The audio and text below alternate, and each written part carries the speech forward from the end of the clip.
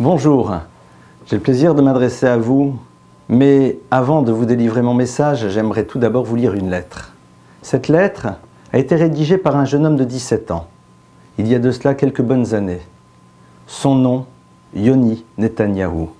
Yoni Netanyahou, le lieutenant-colonel, qui malheureusement tombera lors de l'opération Entebbe.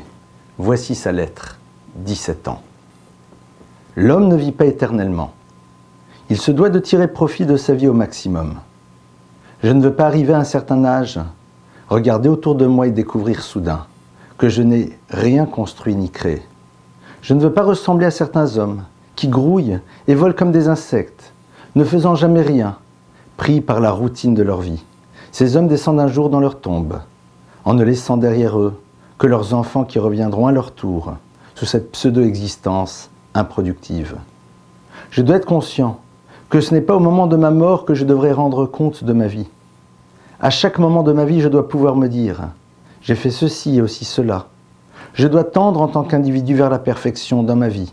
Et ceci non pas grâce aux autres, mais uniquement grâce à moi-même. Je suis un monde entier. Si je me trompe et me détourne, je reviendrai et reconstruirai.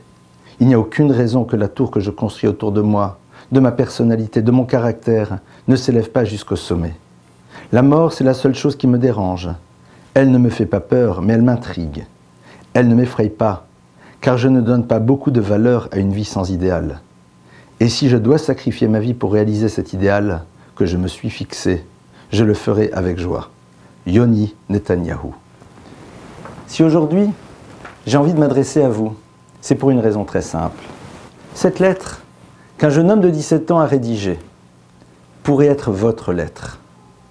Nous vivons dans un monde dans lequel il y a du mouvement, il y a toutes sortes de choses qui se passent, et il y a surtout une nécessité de transmettre.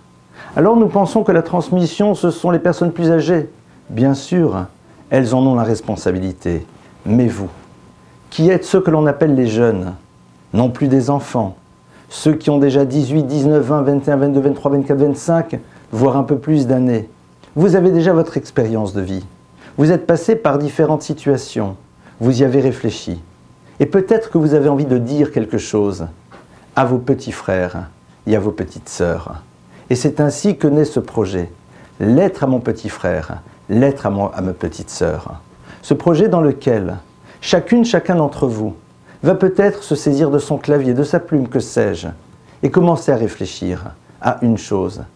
Qu'est-ce que je voudrais dire à mon petit frère, à ma petite sœur? Qu'est-ce que j'ai envie de partager?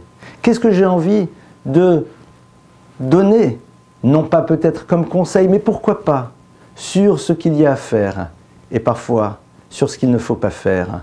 Nous avons vécu tous des expériences et parfois à travers ces expériences, nous avons réalisé un certain nombre de choses.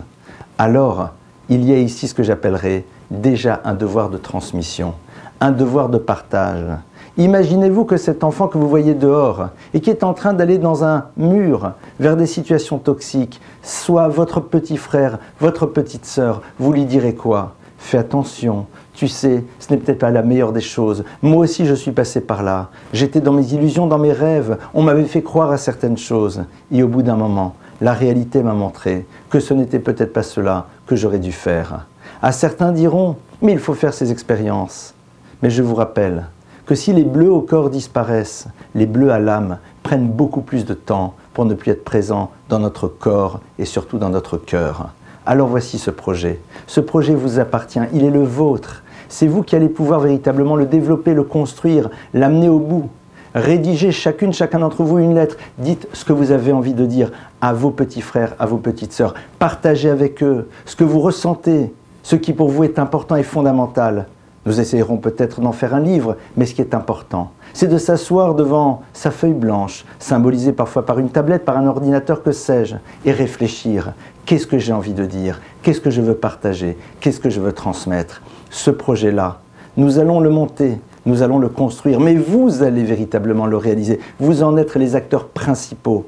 Alors, je suis sûr qu'à travers votre réflexion, et elle existe et elle est belle, vous allez pouvoir faire profiter de votre expérience, donner, non peut-être pas des conseils, mais des pistes de réflexion à celles et à ceux qui arrivent et qui vont être les futurs jeunes alors qu'aujourd'hui ils ne sont que des enfants. Je vous fais confiance pour réaliser de très belles choses et je suis sûr que nous allons ensemble réaliser une possibilité, non pas juste de dire, de transmettre, mais que cette transmission trouve son domaine d'application dans le quotidien.